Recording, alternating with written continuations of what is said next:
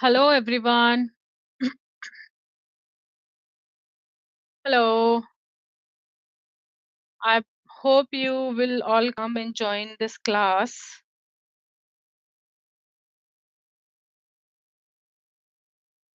I'm sure I've shared the link with you.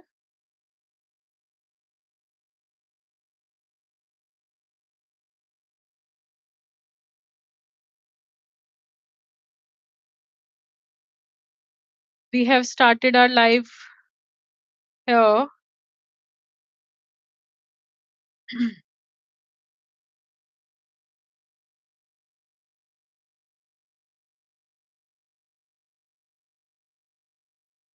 I'll wait for you for 5 minutes, then we'll start it.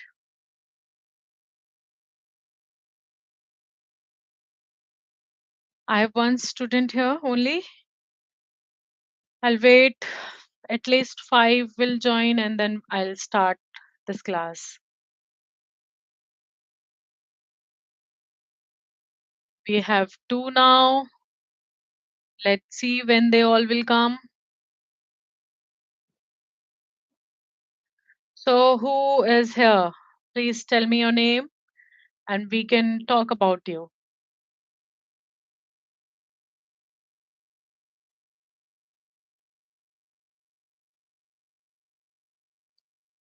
How was the weekend or how was the week? Because we are entering our weekend. This is Saturday today. Okay, Gabriel. Can I call you Gabriel or Gabriel? Am I pronouncing your name correctly? How are you? Welcome in my class.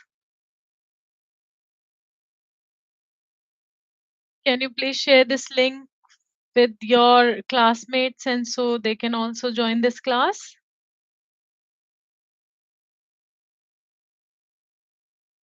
You're trying. Thank you so much.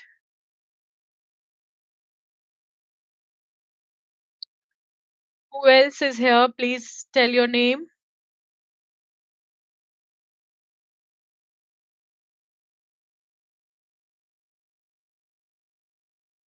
We have 3 and we are starting this week 6 in 2 minutes. I hope you all will come and join this class. Tell me your name. Who?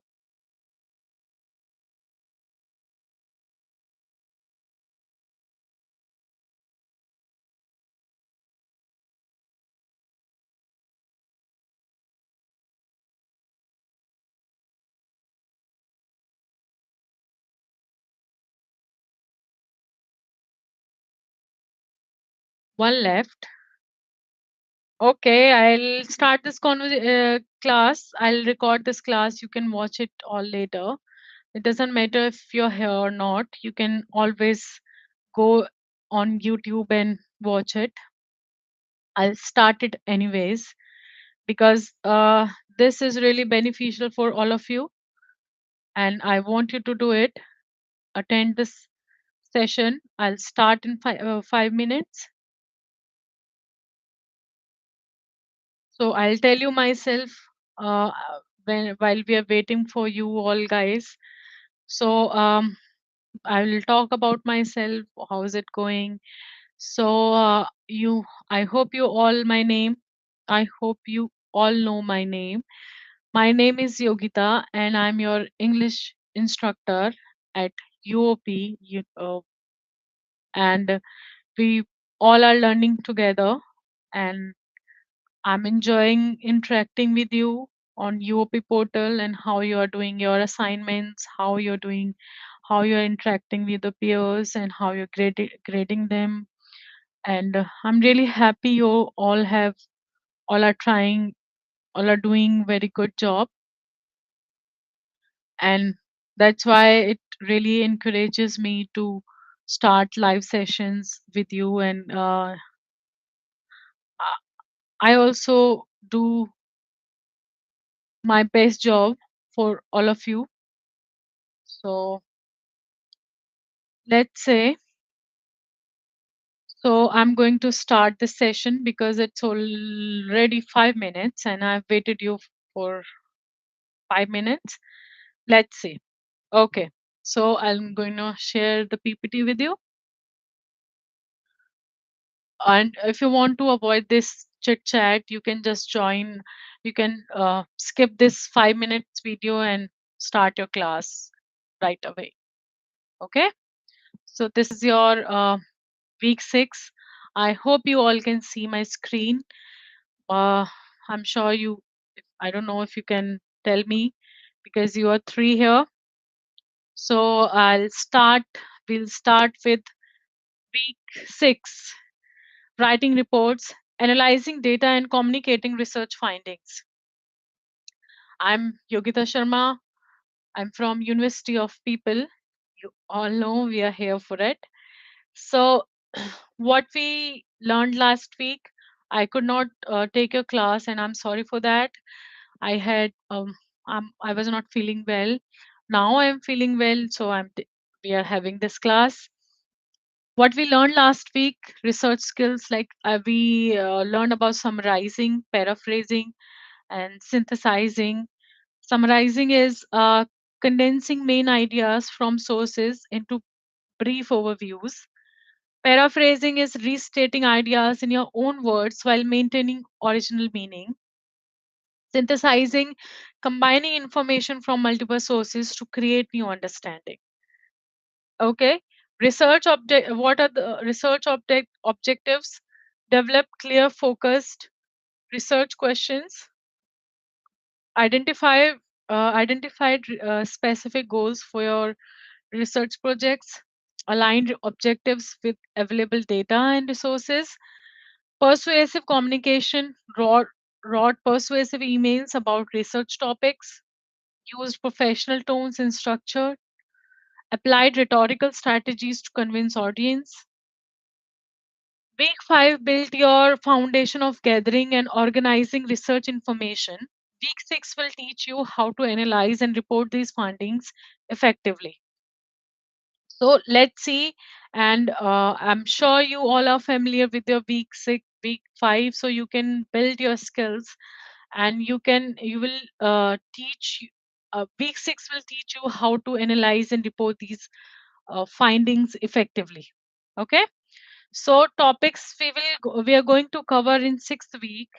We're going to cover research discussions and findings, how to present research results clearly, interpreting what data means, analyzing charts, reading and understanding visual data, drawing conclusions from graphs and charts, writing reports, formal report structure, professional writing tools, professional writing styles, effective communication of findings. Real world application, these skills are essential in virtual every profession, whether you are in business, healthcare, education, or technology. You will need to analyze data and present findings to stakeholders, clients, or colleagues. So this would be your real world application. You can easily, I mean, it would be really helpful if you're conducting any kind of business, healthcare, education, or technology. You can use these research discussions and findings, analyzing charts, writing reports. Okay. So let's see what would be the learning objective of this week. By the end of this week, you will able to understand, present and interrupt research findings effectively. You'll able to communicate complex data in understandable ways. You'll able to explain what your findings mean in context.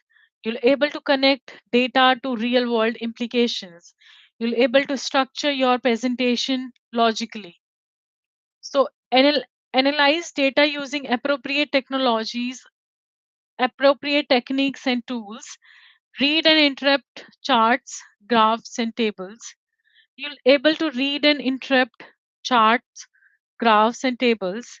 You'll able to identify pattern and trends in quantitative data. You'll able to use statistical information to support arguments. You'll able to apply appropriate analytical methods.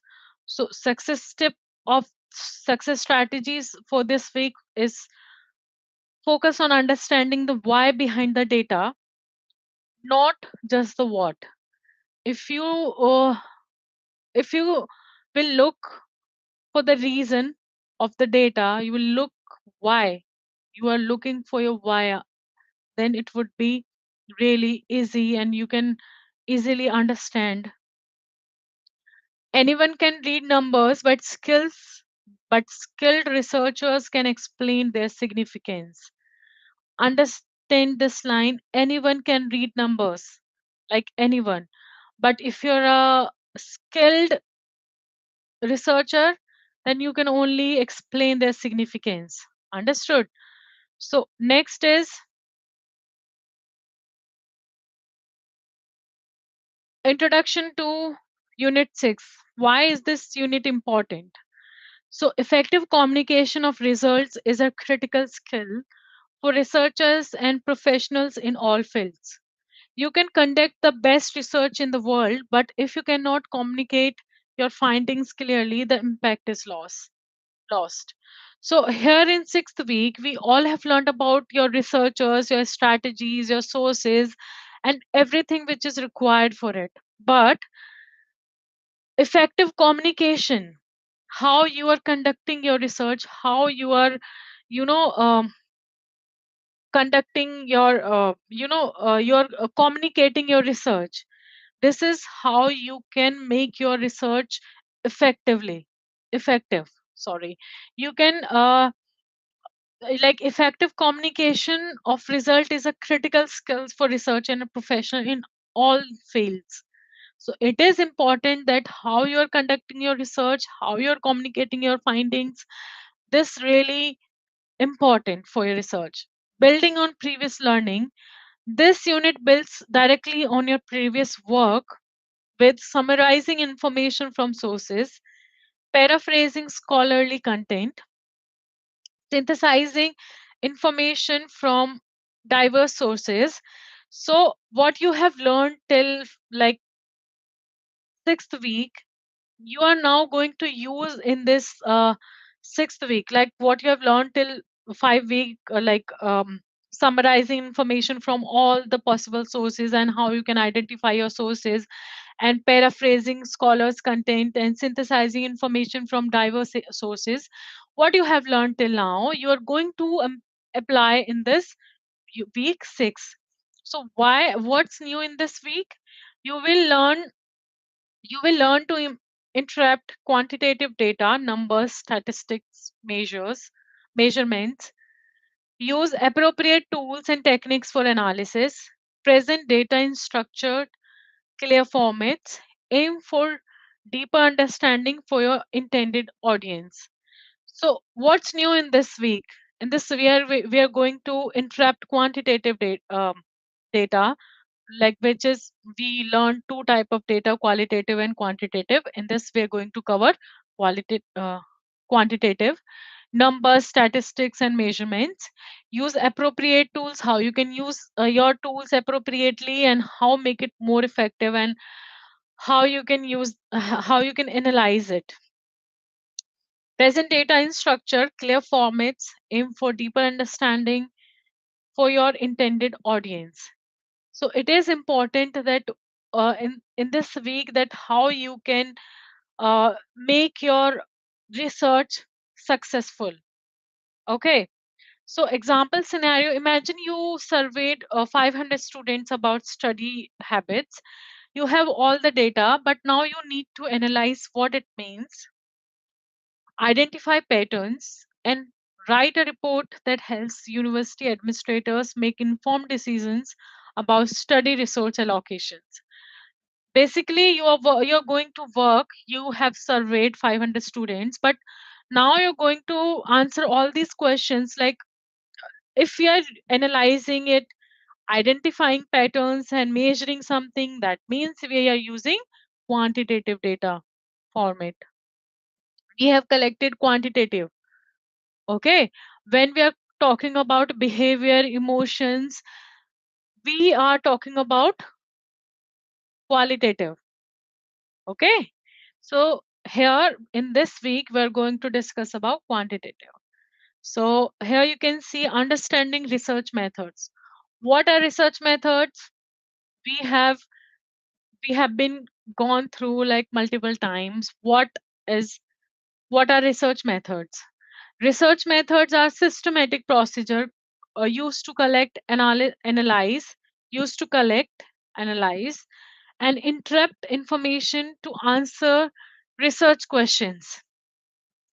And what are the types of research methods? Quantitative, qualitative, and mixed methods. And I'm sure if you have attended my previous classes, we have discussed it thoroughly. What are these things? Qualitative, quantitative, and mixed methods. Quantitative uses numerical data and statistical analysis. Examples like surveys with rating scales, test scores, time measurements. So, when we are using quantitative method in our research, so we are talking about numbers, we are talking about statisticals, we are talking about surveys, we are talking about rating them, we are talking about rate scales and time measurements. So qualitative use descriptive data like words, observations, and interviews. These are the way of conducting qualitative method. Okay, how you can conduct it? Open-ended interviews, focus groups, and case studies. So basically it is unstructured format, unstructured method of surveying, small group, open interviews, open-ended interviews, focused groups, and case studies. So mixed methods combine both quantitative and qualitative approaches, surveys with rating scales, and follow-up interviews. How to determine the suitable method? So how you will find out what would be the suitable method for my research? It would be quantitative, qualitative, or both. So it could be like it could be both or it could be one. So consider your research question. What type of answer do you need? Think about your resources, time, budget, access to participants, and match methods to goal. Testing a hypothesis, use quantitative, understanding experience. Use qualitative. And if you want to understand experiences, then use qualitative. If you want to use hypothesis, you are use like if you want to use data and hypothesis and like measurements and rating scales, use quantitative. Okay. Next is analyzing the data. What does data analyzing means? Data analyzing is the process of examining, cleaning, transforming, and interpreting data to discover useful information and support decision making. So, basically, data analyzing is the process of examining, cleaning, transforming, and interpreting data to discover useful information and support decision making. So, when you're taking any decision, like you need to what kind of method you need to adapt in your you need to adopt in your research. Steps in data analysis: organize your data, clean and prepare your data, remove errors, incomplete responses, categorize information logically, describe the data, calculate descriptive statistics, mean, median, mode, identify patterns and trends, visual the data, create charts, graphs, and tables, make complex information easier to understand, interrupt results. What do the numbers actually mean? What conclusion can you draw? So these are the steps of data analysis. Like first is organize the data, second is describe the data, third is visualize the data, and fourth is interrupt results. And these are the question you need to these are the points you need to follow when you are analyzing when you're following your data, analyzing your data, sorry. So examples, if you survey students about daily study times and find the average is 3.5 hours, that's descriptive. But when you analyze that students who study 4 plus hours score 15% higher on exams, that's interpretation. You have discovered a meaningful relationship. So it is up to you if you are following, like, if you are following interpretation or descriptive. Okay, descriptive means you're following qualitative, and interpretation means you're following quantitative. Next is drawing conclusions and reporting results. So drawing conclusions, a conclusion is your interpretation of what the data means in relation to your data research. Like, you are what would be your conclusion of your research? This is called drawing conclusion. Like, what would be the interpretation of your data, and what would be the relation to your research question? So good conclusions are based on evidence from your data, directly related to your research objectives, clear and specific, avoid vague statements, honest about limitations, connected to broader context and implications. So, reporting results. When reporting results, you need to state finding clearly. I think you need to understand it more specifically. Good conclusions are, if you're finding that your conclusion of your research are good, you have to see whether they are based on evidence from your data or not. If it is based on your data, then it is a good conclusion. Directly related to your research objectives, clear and specific, avoid vague statements, avoid unclear statements, and honest about limitations, connected to broader context and implications. These are the good conclusions. Reporting results. When reporting results, you need to see state findings clearly. The data shows that. Provide evidence, include specific numbers, percentage statistics, explain significance. This finding suggests that. Address unexpected result. Basically, if you are seeing that these are the conclusion of your study, of your research, and you can see that these are the reporting results, uh, you need to state finding clearly. There is no unclear statement. You need to say the data shows that. Include specific numbers, like you're giving specific numbers. There's no, like, uh, unclear statements, and there's no assumptions.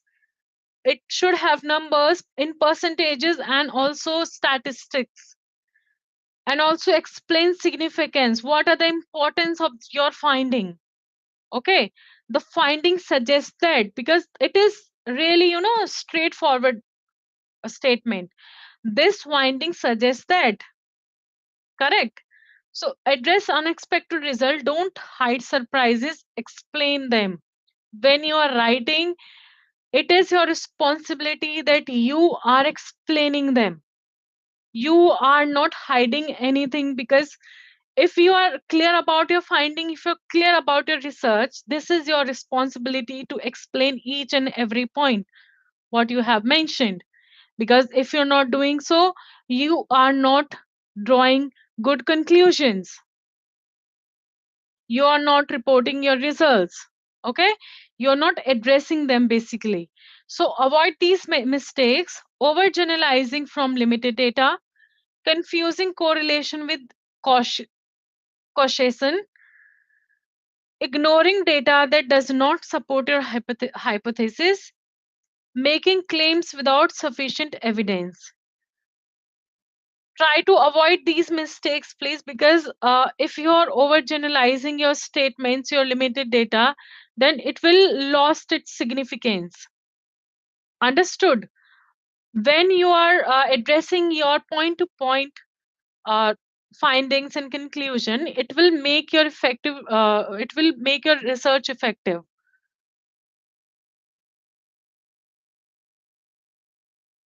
Next is analyzing charts, understanding pie charts. What is a pie chart? I'm sure if you are working on your quantitative method, you are familiar with this pie chart concept. Let's understand together. So a pie chart is a circular group divided into slices of illustrate proportions or percentage of a whole. Each slices represents a category contribution to the total.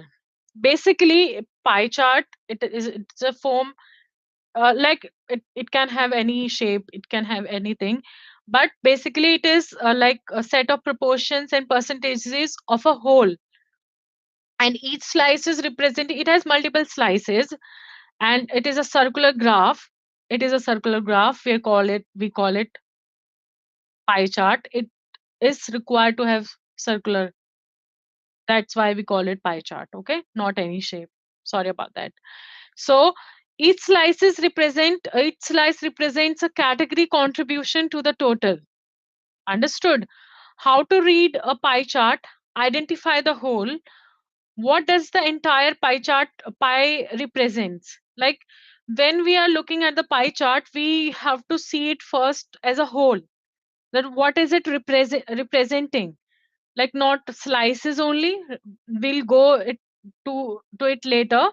Look at the slice's size. Larger slice, larger percentage. Obvious. Read the labels.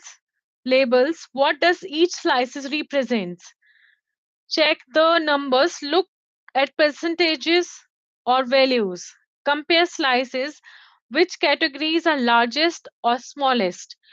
When you are reading your pie chart, you need to see like stepwise, because if you'll start with compare slices and then see numbers, you will get confused. First see as a whole, what is it representing, then slices one by one, larger slices, larger percentages. Read the labels. What does each slices represent? Check the numbers. Compare slices. Which one is the largest and which is smallest category? Okay. So key questions to ask. What is the largest category? What does this suggest? It is written. You just have to ask yourself. These are the questions you need to answer. What is the largest category? What does this suggest? Are there any surprising proportions? How do categories compare to each other? What patterns or trends can you identify? What missing or not represented? When you're reading a pie chart, you need to read it as a whole and then see what is it representing, what is all missing, and what categories, what the comparison is going on here. And analyzing tip, don't just describe what you see, explain what it means. It is important that what it you can easily read your pie chart, but try to understand the meaning behind it, what's trying to say. For example, instead of 8.8 hours are spent sleeping, says sleep accounts for more than one third of average weekday, highlighting the importance of adequate rest for student productivity. Okay, so basically you can easily say like 8.8 hours are good for cognitive skills, good for a human being to run run a day, and you can recharge your body, you can recharge your cognitive you can recharge your thoughts, and you can just recover your body from the whole day. But uh, what does it shows? That it is also important for your productivity. Why we are reading this, why it is important? When you understand this why concept, you can easily read this pie chart. Okay. Now next, come to your assignments. Analyzing time use data. The task, what is the task for your 6th week? You will analyze the pie chart title, time use on one average weekday, on an average weekday for full-time university and college students. This is your pie chart title from the US Bureau of Labor Statistics. So what the chart shows: total 24 hours, one full day. This is whole pie chart, and category included um, sleeping 8.8 hour, 8.8 hours, leisure and sports 4 hours, educational activities 3.5 hours, working and related activities 2.3 hours, eating and drinking 1.1 hour, grooming 0.8 hour, traveling 1.4 hours, others 2.2 hours. So what is your job of this? From this chart you'll have to do is write a formal report of 350 to 700 words that includes: describe the data presented in the chart, analyze patterns and significant findings, interpret what these findings means, and draws meaningful conclusions. This is your assignment for the week, and you need to analyze, and your job is to describe the data presented in the chart. You need to describe it thoroughly, analyze patterns and significant findings, interpret these findings mean, and draw meaningful conclusions. Okay, so let's see how you can do it. We have already discussed it, how you can do it. This is your task and this is your topic, and what your chart shows, and your job what you have to done. Next, writing your report structure. Formal report components, and your title would be: create a clear descriptive title that indicates what your report is about. Example: analyzing of time allocation among full-time university students, finding from US Bureau of Labor Statistic data. This is your writing report, and formal report components. Your title is to create descriptive title that indicate what your report is about. And you can see here the example I took here. You need to report. You need to write the report on the basis of the pie chart. Introduction: introduce the topic and purpose. States what data you have been analyzing, and you are analyzing with the help of this pie chart. And uh, what are the study what that study shows you. Mention the source also. Source, here you can see US Bureau of Labor Statistics data. Okay, you need to mention it clearly. It says that. Example: this report analyzes time allocation pattern among full-time university and college students in the United States. The analysis is based on data from the US Bureau of Labor Statistics American Time Use Survey, which tracked how students spend an average weekday. Understanding these patterns provides insight into students' priorities and lifestyle challenges. So basically, when you are writing your report, this is the example that I've shown you here. This is the example of your introduction only. Next, we need report in which includes introduction, main body, and conclusion. So we have covered introduction, introduce the main topic and the purpose, state what data you are analyzing, mention the sources. Also, body: paragraph 1, overview of the data. Paragraph 2, major findings and patterns. Paragraph 3, analysis and interpretation. Paragraph 4, comparisons and relationship between categories. So basically, you'll have to start with the introduction, then you'll have to divide your main body in 4 paragraphs, in which you are going to overview of data, major findings and patterns, analysis of interpretation, and comparisons and relationship between categories. Got it? Third is conclusion. Third, summarize key findings, state the significance or implications, suggest areas for further research. So you can go it again and see. First, you'll have to start with the title, then introduction, main body, and then conclusion. This is the structure of your writing. Next is writing your report content tips. I'm going to give you content tips how you can do it.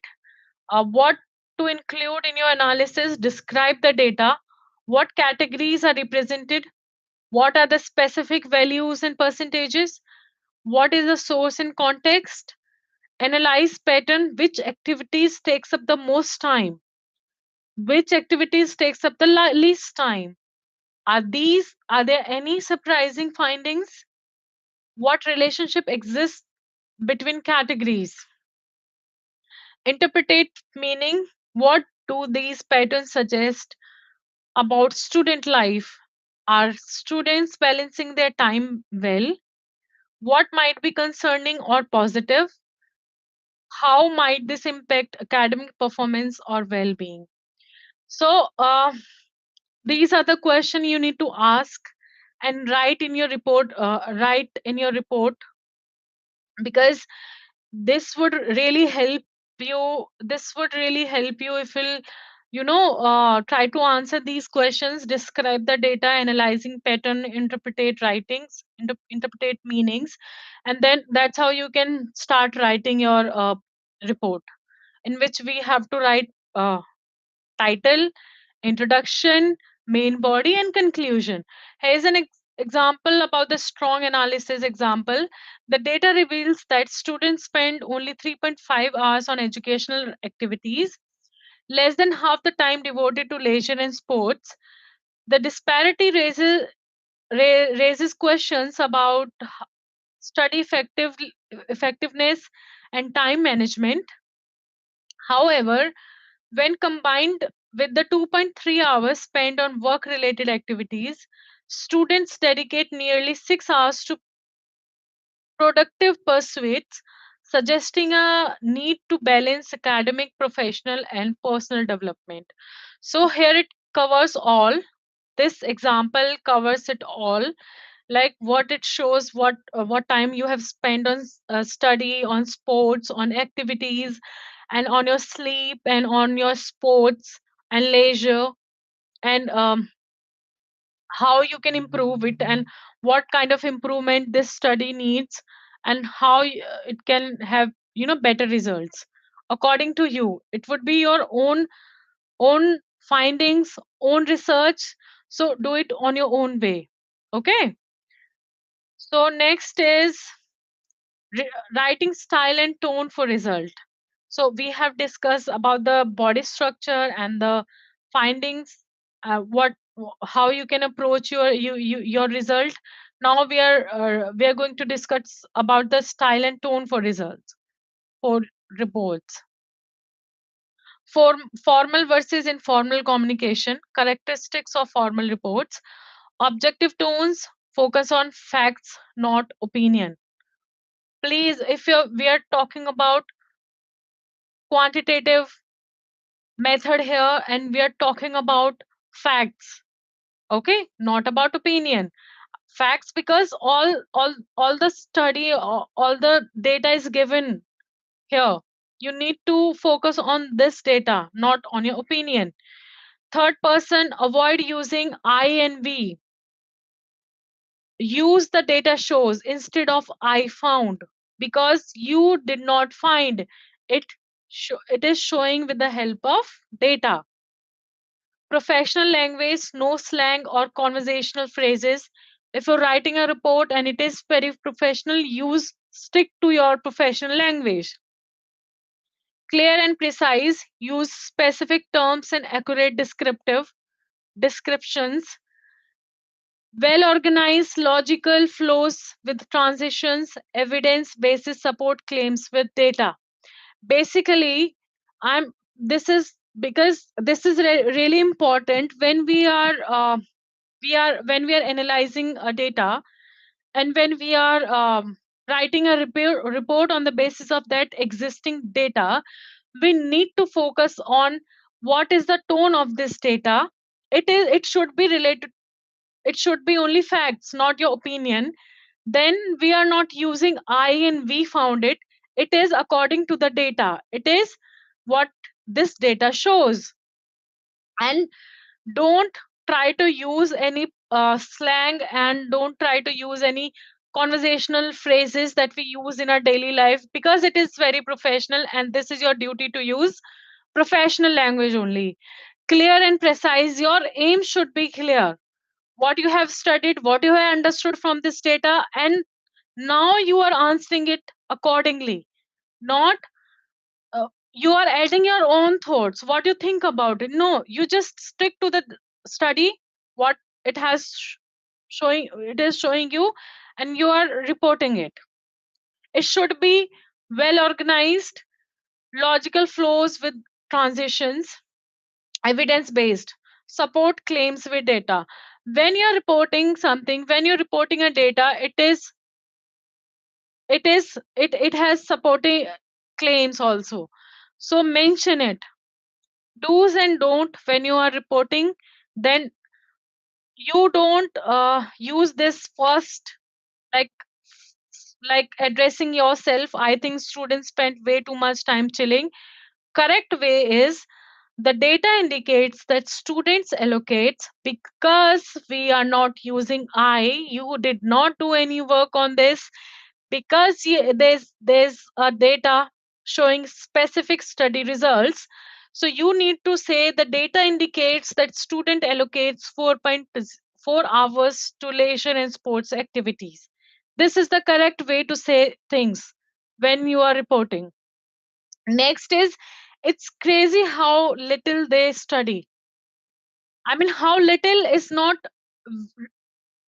you know, clear sentence. Students devote only 3.5 hours to educational activities, which represent 14.6 hours of their day. This is the correct way to say it. Okay. And you should avoid saying they should probably sleep less. There's there's no anything that you're including your views about it.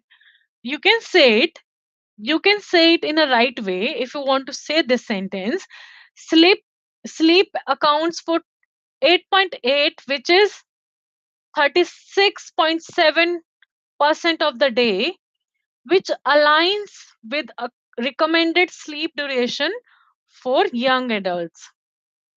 Understood? So make sure when you are writing a report, you are addressing it correctly, because it will not make any sense if you're not understanding this pie chart. Next is effective communication in formal settings. Uh, we have learned, I've told you how to write professional writings and email writings. Now we are going to learn about effective communication in formal settings. Methods of communication in formal settings. There are six methods: writing reports, presentations, memos, executive summaries, data visualizations. That's how we communicate officially, formally. Okay. So in written reports, detailed documents for documentation and decision makings. Presentations is like what I'm presenting it. It is very formal presentation that I prepared for you, and this is the way of communicating on a formal setting. So I have prepared this, and I did not just start teaching you and explaining you concepts of in what is in my mind and try to do it. I have prepared a well structured presentation for you, uh, because this is a formal setting. This is like students and teacher relation. Okay. So presentation is visual and oral communication of findings. Memos like brief internal communications. you're giving memos for a formal communication, and these are very effective way of communicating in a formal setting. Executive summaries condense overviews for busy stakeholders. You are present, you are collecting your data, and you're uh, summarizing it, and you are sending to your stakeholders. So this is another way of communicating in a formal setting. Data visualizations like charts, graphs, and infographics. This is also one of the effective communication way. How to make communication more effective? Know your audience. Like, I know that I've been teaching you, it's been like 6 weeks, and I know my audience, that you all are here, and we talk like on daily basis, I would say, because we have different tasks for each week, and I'm sure for, now I know your knowledge, I know your understanding level. So it is very important to whom you're communicating. You know your audience, you understand them, or understand their mental level. So it is very important, how do they already know, what do they already know, what is their existing knowledge. Like, when I started this presentation, first I discussed with the I discussed week 5, because I know what I'm going to teach will build on the basis of week 5. It will be rebuilding your knowledge, what you have already learned, and I'm going to teach you advanced concept. So what do they need to know? You should know what they already know, and then what they need to know, what level of detail is appropriate. You will decide that what kind of detail they're going to see in my presentation, in my memo, in my data visualization, in my written reports. So you will know that. And use clear structure. We have been talking about this clear structure since beginning. Whatever you're writing, whether you're writing your report, you're writing a like essay or email, or your professional writings, you should know your clear structure. It should have should have introduction, body, and conclusion. First, title, introduction, body, and conclusion. Logical flows of ideas, headings and subheadings.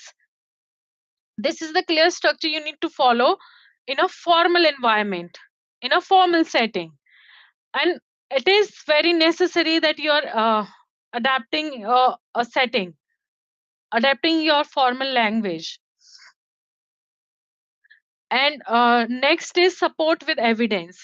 What you're writing, what you're presenting, you should have a valid evidence for that. Cite sources properly, use specific data points, provide context for numbers, be concise yet complete, be specific yet complete, conclude, include all necessary information, eliminate unnecessary words, use precise language, because while you're talking on in formal setting, it is very important that you are using less words, more information.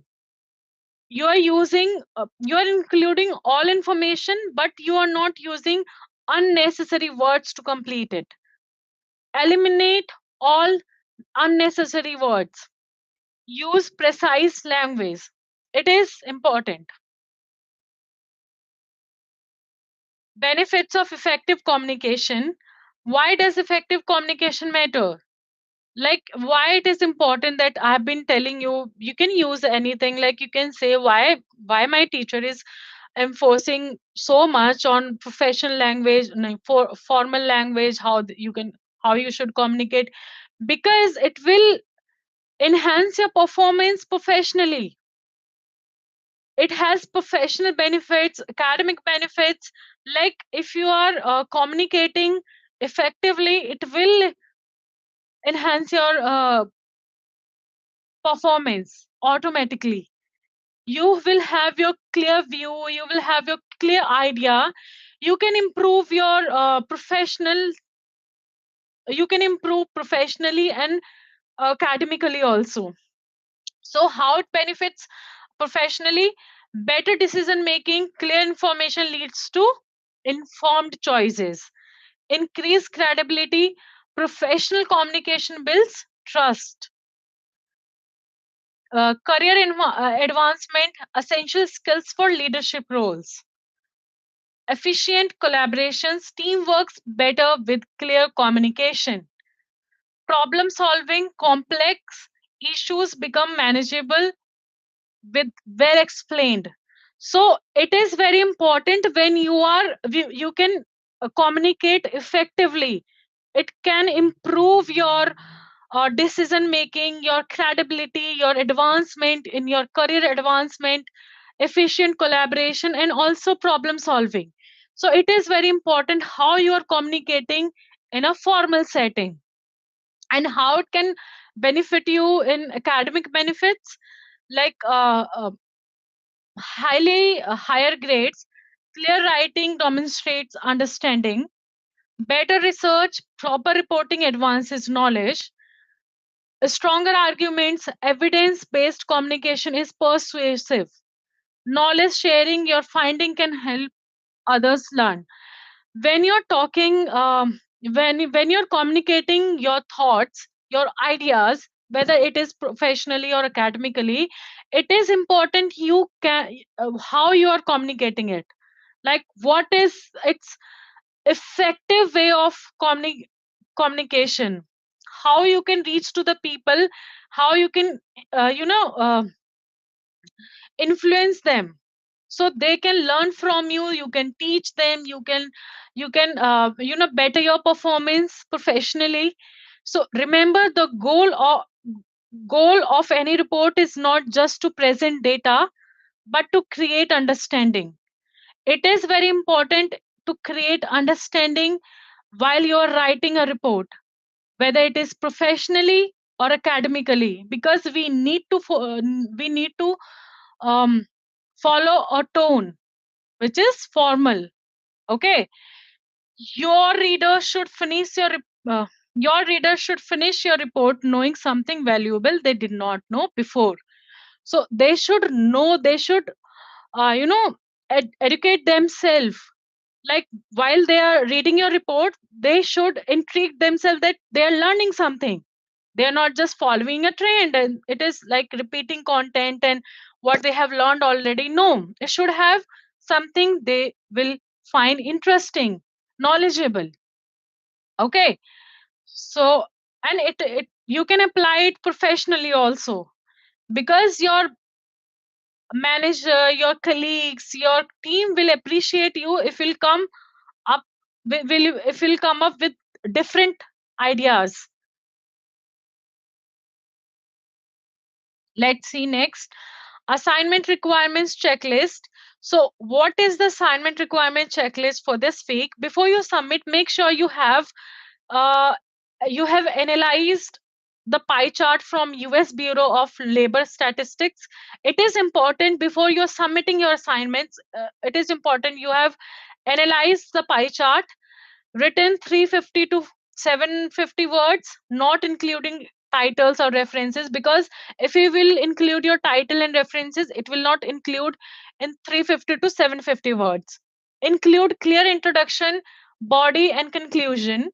Describe the data accurately, analyzed patterns and trends, interpreted the significance of findings, draw draw meaningful conclusions.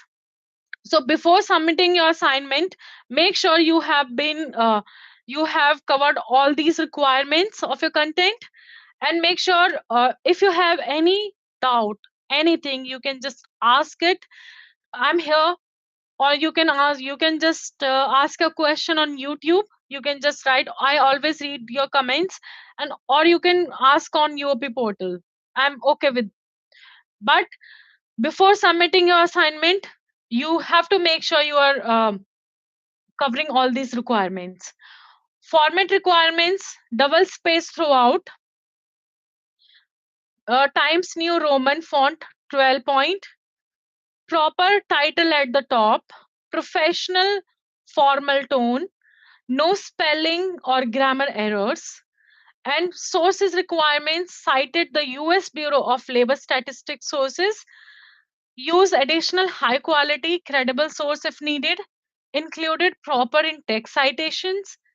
Created a reference list if multiple source used. Followed proper citation format. So these are the requirements you need to follow before submitting your assignments.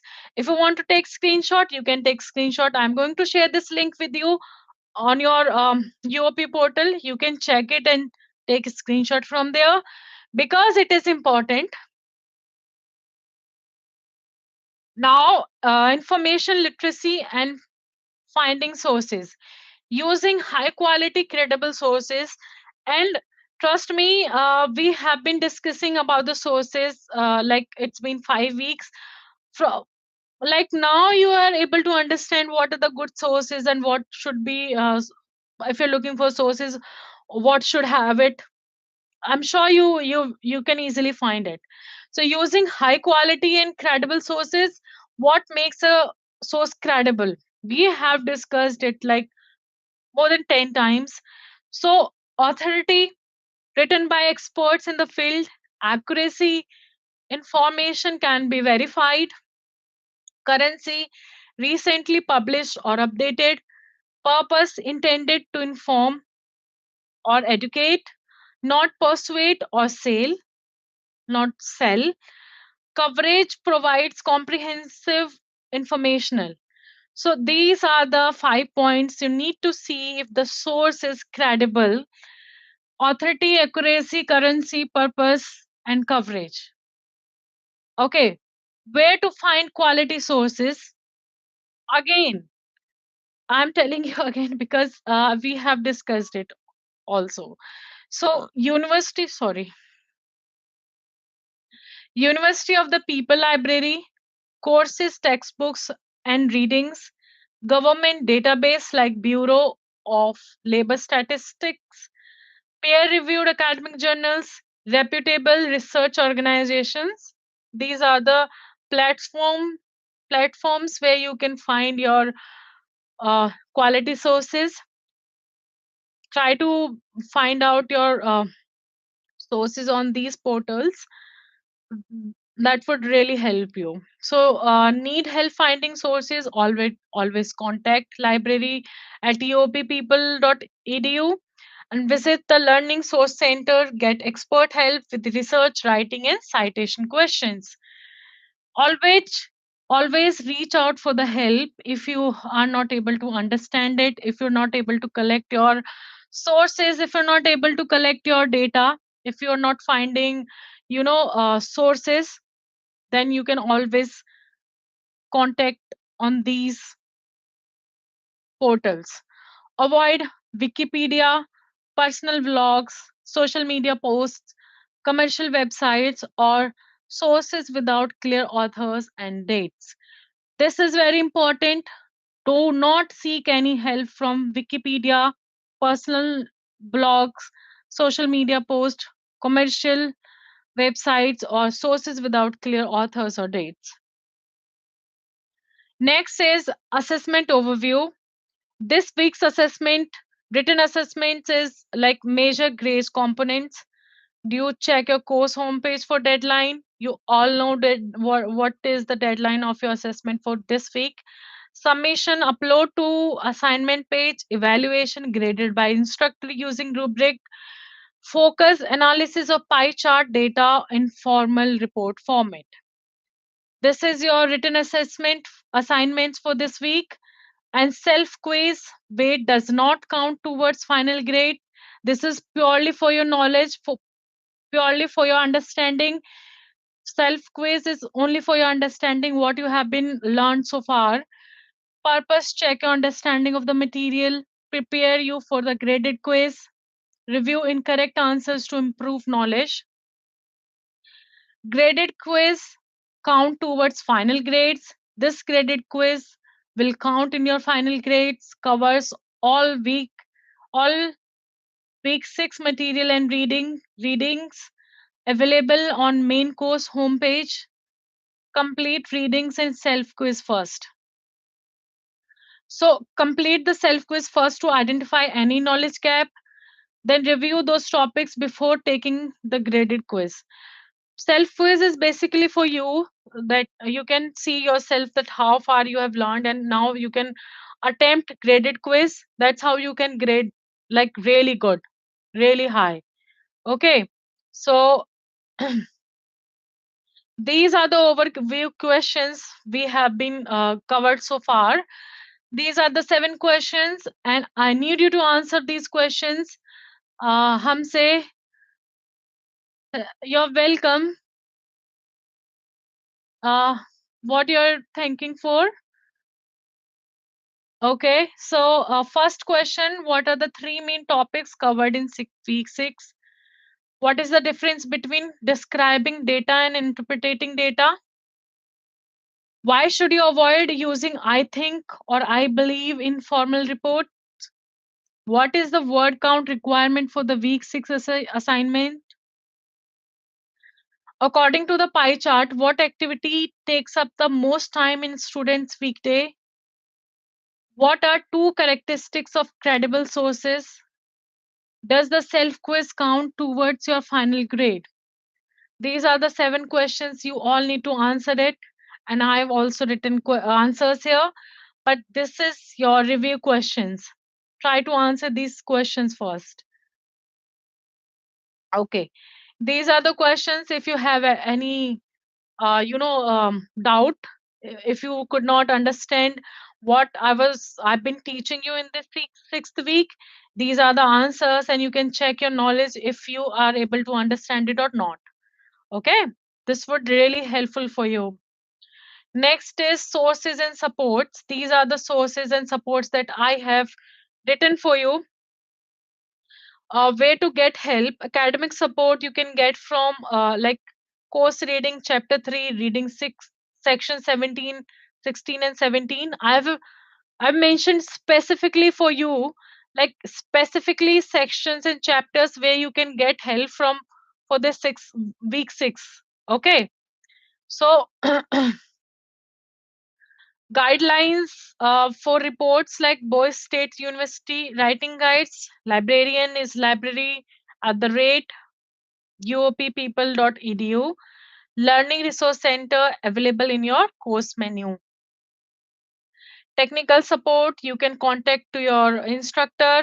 You and UOP technical support, you can mail them.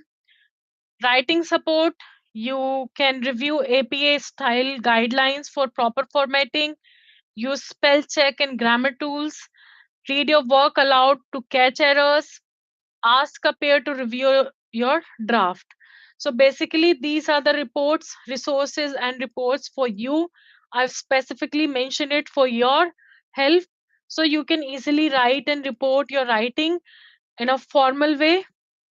And because I've specifically mentioned chapter 3, I'm sure your learning guideline also says so. But it would be really helpful if you'll take screenshot for this and you can just apply it. Success strategies: start early, don't wait until the deadline. Read the assignments instructions carefully. Read it again and again. Review the rubric to understand grading criteria. Proofread multiple times before submitting. I'm telling you again, proofread your writing before submitting any kind of writing, before submitting your assignments, before submitting your peer assignments, your writing assignments, your learning guide. Proofread it first. Okay. Next is, so what we have, what you all have to complete in this week 6. Complete this task in order. This is the order that I've made a list for you. First is learn. Read through the complete learning guide. Read chapter 3, section 16 and 17 from the textbook. Review the guidelines for report article. Study the pie chart carefully. This is first is learned. Second is practice. Take the self quiz. Review any incorrect answers. Revisit relevant readings for clarification. Step 3, create. Analyze the pie chart data. Write your formal report 350 to 750 words. Format according to requirements. Add proper citation and references. Proofread carefully. So, first learn, practice, create, then submit. Submit your written assignment. Take the graded quiz. Check for submission confirmation. Follow this first. First step is learn, second is practice, third is create, and fourth is submit. Be careful about that and don't wait for the deadline. Please start early. So, final reminder for you all, like quality over speed. So, quality, because this shows how much you have learned, how much you have understood. That's why quality is more important than speed. Take time to do your best work. This assignment builds critical skills you will use throughout your academic and professional career. This is very important. This is not only for this class and grading, this is for your lifetime. You can use it as professionally and academically and in your personal life, because that's how you can improve in on like professionally also, right? So I wish you all the best. And what you have learned in this class: how to analyze quantitative data from charts and graph. We focused on quantitative data in this week 6. Techniques for interpreting research findings, structure and format of formal reports, professional writing style and tone, effective communication strategies, how to draw meaningful conclusion from data. These are the things that we have covered in this 6 week. You see that how to analyze qualitative data from charts and graphs, techniques for interpreting research findings, structure and format of formal graphs, professional writing styles and tones, effective communication strategies, how to draw meaningful conclusions from data. Key takeaways: data alone does not tell the story, your interpretation does. Formal reports require objectives, evidence based writings. Always connect findings to broader significance. Use credible sources to support your analysis. Balance description with interpretation. So, these are the final key takeaways. Remember, and I want you to remember all these points, and you are ready to succeed. So I want you to wish you all the best, all the very best for this week. We'll meet again in week 7, and I hope you are doing all well. I wish you all the best. Have a good weekend, have a good day, and have a good life. Think positive, think straight, and think simple. I'll finish this session right now, and I hope very best all of you. Thank you so much. Bye bye.